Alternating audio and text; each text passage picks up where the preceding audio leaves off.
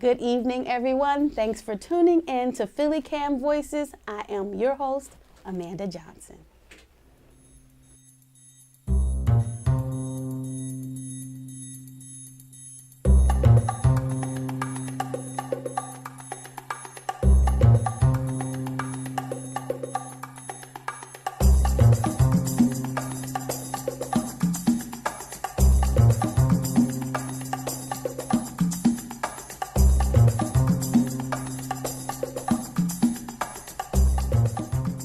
We begin with a movement across the country and here in Philadelphia to remove Confederate or controversial statues. The issue exploded on August 12th in Charlottesville, Virginia, when white nationalists, neo-Nazis, and Ku Klux Klan members gathered to protest the planned removal of the statue of Confederate General Robert E. Lee. Clashes with counter-protesters left 19 injured and 1 dead. As solidarity rallies erupted around the country, reporter Toya Haynes was there to capture the local response. On August 16th, local citizens took to the streets for the Philly is Charlottesville rally. Which side are you on, my brothers? Which side are you on? Fannie Lou Hamer was a freedom fighter and she taught us how to fight. We gon' fight all day and night until we get it right. This peaceful rally served as an expression of solidarity with Charlottesville, Virginia, where just days before, an alt-right rally promoting white supremacy had taken place. The Philly is Charlottesville rally was organized by local interfaith organization Power and was led by its founders and other local clergy down Broad Street to Arch Street United Methodist Church. Whose streets? Whose streets? Whose streets? Once culminating at the church, the local leaders spoke out about how white supremacy affects citizens on a local level in areas of education, housing, and employment. Who we are? So we tell them. We are the people. We are the people. Mighty, mighty people. The national conversation around monuments and their roles in upholding a particular version of history has taken an interesting turn in Philadelphia. Earlier today, Toya Haynes sat down with organizers of Monument Lab here in Philadelphia. Let's take a look. Today, we have Paul Farber, Artistic Director of Monument Lab, as well as Jane Golden, the Executive Director of Mural Arts, and they're going to talk to us about Monument Lab, which is going to be an exhibit that will span throughout the middle of this month through November. It's very exciting and very timely, actually. Can you tell us about it? Yeah, well, Monument Lab is a public art and history project produced with Mural Arts Philadelphia, and it asks a central guiding question. What is an appropriate monument for the current city of Philadelphia? To start answering that question, and we want people to chew on that, to really think about it. We've asked 20 artists from around the world and around Philadelphia to build prototype monuments in iconic public squares and neighborhood parks.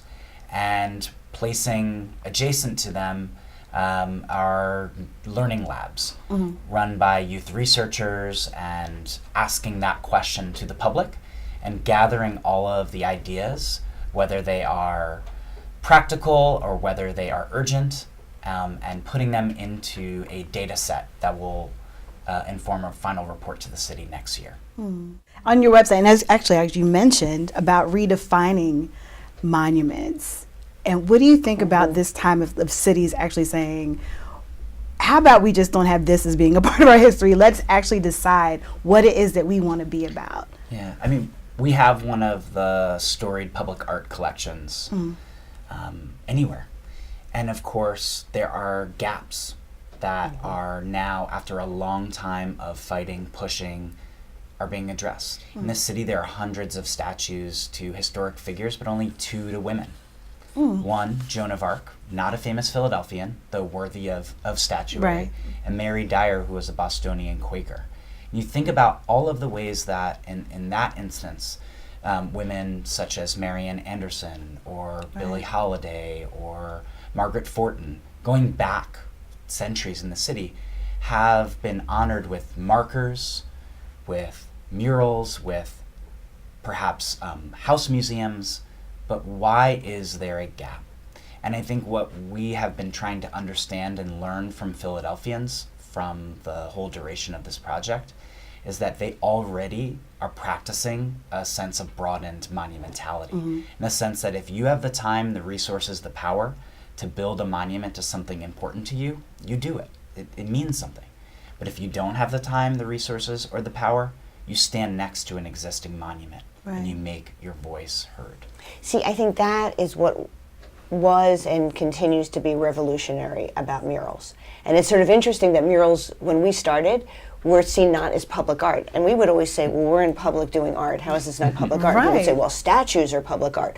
But the truth is, murals are public art. And for us, it was a way, and is a way, of holding up a mirror to people and saying that your life counts. And we have both heard conversations where people speak eloquently about murals being monuments and how they speak to everyone, everywhere. And yet, this is such a rich, diverse, wonderful city. What are the stories that are missing? And the monuments that are sort of a fixed point, sometimes people say, oh, I understand that statue, but sometimes people feel, I don't at all, it has nothing to do with me. And so I love this notion that we can rethink how we're represented. I think that is such a key question to be asking now, right now in 2017.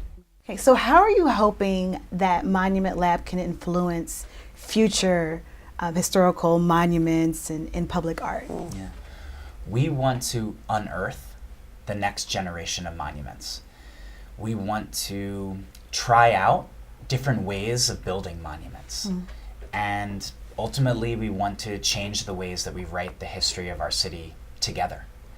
And we want that to be powered by artists' prototype monuments, by public proposals, and really think together, really kind of recognize that monuments, though historically have been thought of as permanent or universal, are never that, right? They are products of their time. They evolve as well, and you know, they don't always come from a universal point. So if we can build bridges with this project, and again, powered by the creativity of Philadelphians and their own understandings of history, then we want to be a part of a kind of citywide process that goes bigger than this project, that really is about finding ways to honor our values and visions and shape legacy in meaningful ways. Right, moving forward, for sure. And then what we want to do is actually 6 months to a year from now, take all of this data and we're going to put in a report,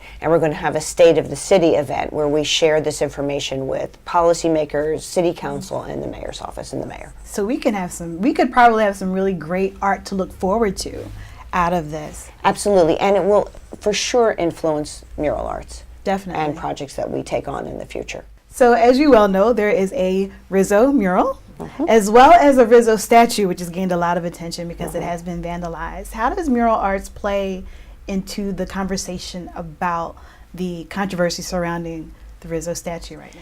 So I actually think Monument Lab has been very inspiring in how we see this. It's timely.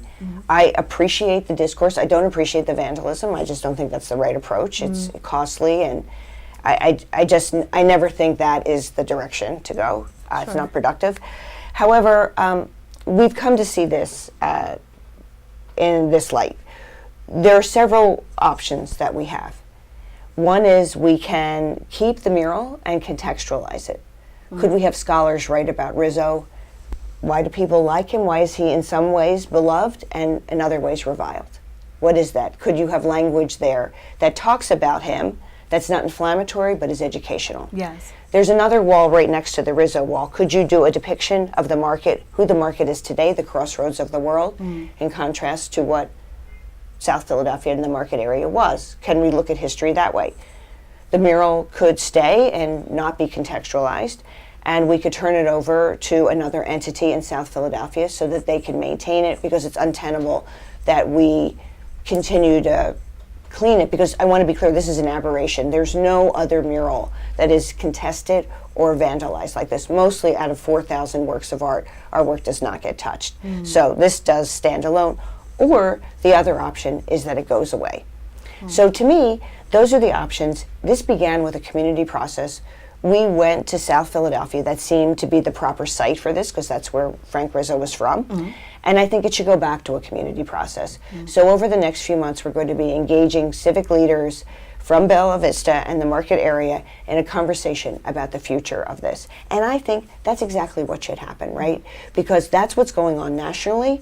There's a conversation, there's a discourse. These things absolutely do not happen overnight. We've talked to people from other cities where monuments have come down, and we know it takes time. And I think we need to invest that time and engage people in the right way, a respectful way. And for me, wouldn't it be great if we could actually come together, those of us with different points of view, and have a civil conversation about something that is important to the life of our city? Sure.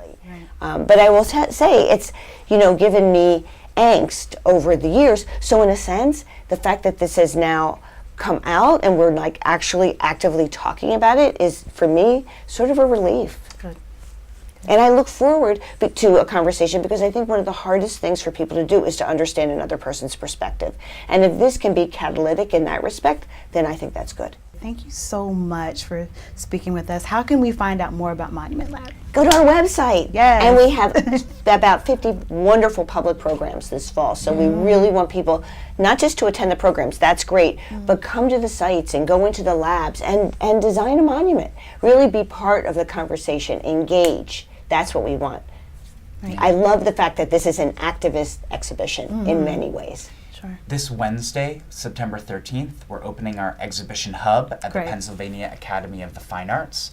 And the mayor's coming to speak, some of our leading artists. And then on Saturday, September 16th, in the City Hall courtyard and all of the project sites, everything opens. Great. And that's a time for people to come up, enjoy, reflect, and as Jane notes, to share their ideas. This is a collective study of the city of Philadelphia, and we want to co-author it with as many people as possible. That's so wonderful. Jane and Paul, thank you so much for joining us today. Oh, thank you. It's an honor to be here. Sure. The role of monuments in Philadelphia would not be complete without recognizing the statue of Frank Rizzo, Philadelphia's former mayor and police commissioner from outside of the Municipal Service Building. Joining me now is Anthony Smith from Philly Real Justice to talk about the movement to remove the Rizzo statue and their larger campaign to call to the community to control of the police. Thank you for joining us today. Thank you. Thank you for having me. Now, we know you guys have a lot going on, but for those that are watching that may not be familiar with Frank Rizzo, give us some information about him. So Frank Rizzo, South Philly chauvinist turned police officer turned tough on crime police commissioner turned mayor. Essentially headlined the era of revamped tough on crime policing in Philadelphia. So most black people in Philadelphia remember Frank Rizzo for like a very hyperactive, overreactive police force. So how did his being a mayor affect the schools? So Frank Rizzo really prioritized policing, law and order, and a bunch of other one-liners that are very similar to another public figure that we have today.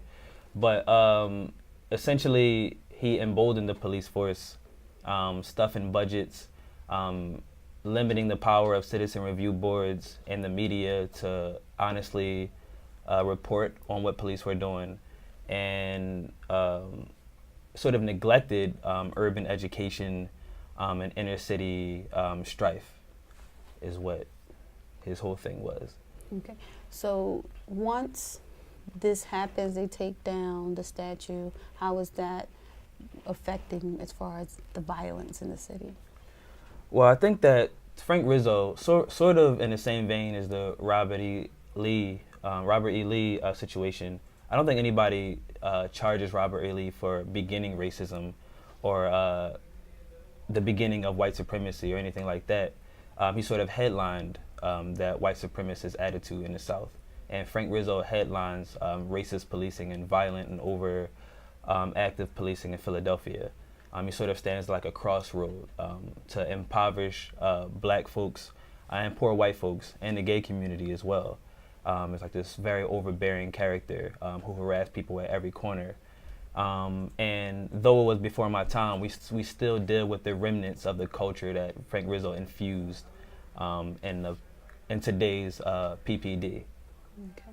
So with your campaign, I know you guys are having an event coming up. Talk to us about what are you expecting to do and what are you expecting to happen at this event? So on September 14th, beginning at 9 a.m., we'll rally again outside of the Frank Rizzo statue, this time in collaboration with the Black is Back Coalition and St. Kofa Empowerment to introduce the Black Community Control of Police Bill. And what this does is it has a bunch of demands from Philly organizations demanding that City Council recognize the interest of the Black community. And it asks things such as censoring white nationalism and their rhetoric, which is one would be taking down the Frank Rizzo statue, ending stop and frisk, freeing the Move family and Mamiya and political prisoners, asking for the police budget to be allotted, some portion to be allotted to education as a form of reparation. So things like that, things that community members really desire, the bill will have, and we will introduce that on Thursday in cohesion with the larger Frank Rizzo action. Before we get your information, what are some of the tools that you are using to get the community involved? So a lot of outreach. So yesterday we had a back to school drive where we sort of, on 52nd in Baltimore, we gave students school supplies because half of this is the way that it affects youth, the way policing and the neglect of youth occurs. So we had a back to school drive, and during the back to school drive, we sort of talked to people about the era of Frank Rizzo and what we're doing about policing. And most of Black and brown youth sort of agree how terrible policing is in Philadelphia. So our tools right now is just general outreach and having like larger info sessions, doing rallies. This is maybe our 4th or 5th action in front of the Frank Rizzo statue. Okay. If someone wanted to get more information, how could they do that? You can always contact Philly Real Justice at gmail.com. You can hit the Philly Real Justice Facebook page. We're really responsive. And there are a multitude of ways to get involved. It doesn't always have to do with rallying or protest or anything like that. There's a larger back-end process. Okay. All right, thank you so much for your time. Thank you for having me. Earlier this week, reporter Adam Bornstein got some reactions from Philadelphia citizens about taking down the Rizzo statue. Well, I think that Frank Rizzo era has come and gone as far as how I feel if it should stay. He played a part in history of Philadelphia, like it or not. I believe maybe they should put it down South Philly where people that appreciate it much more than other people that feel though he oppressed us in his own way. He represents something. I mean, how would we feel if Adolf had a statue in Germany right now? He may not have been as bad as Adolf, but he did some bad things. He may have done a little good, but he done bad as well. So depends on who you are, what ethnicity I imagine, how you feel about him. I think it should be moved. I think it takes away from the beauty of the building, and I think it's his reputation speaks for himself. And I don't think his reputation for the way he treated African Americans is well documented, and I think it should be placed in some place other than this, especially in light of what happened in Charlottesville and recent events. I mean, that's just my personal viewpoint. This is the history, and this history everybody should know. And people come where the statue belongs to. So, people come here and they look this and they understand what was the history. This is the most important thing in the world. Well, I feel as though that if you're a bad mayor, you don't deserve a statue, point blank. Well, I think it never should have been put there. But now that it's there, I think the discussion about whether to remove it or not ought not be something that divides our city. I understand there are a lot of people who have strongly felt feelings that are quite legitimate about, Frank Rizzo is the first Italian-American mayor, and they admire him for that. And then there are others who feel that there are things about his past that don't justify his prominent place. So I just hope whatever the decision, I hope it's a decision that's made as a community that doesn't increase divisions, but rather brings us together in some way.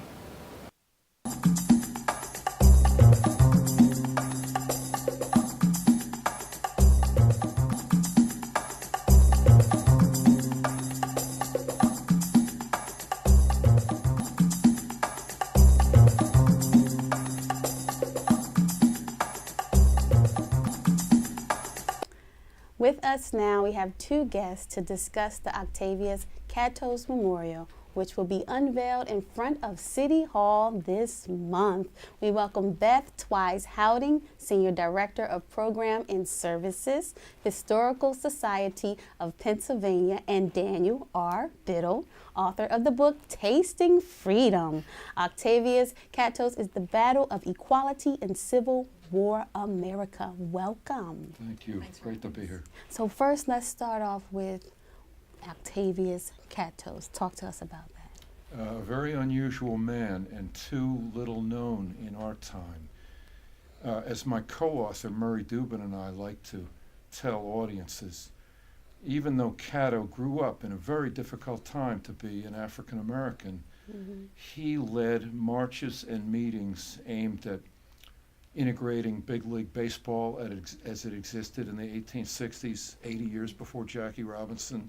He led a successful battle to integrate the streetcars of Philadelphia 90 years before Rosa Parks, and he led marches for voting rights in this city 100 years before Selma.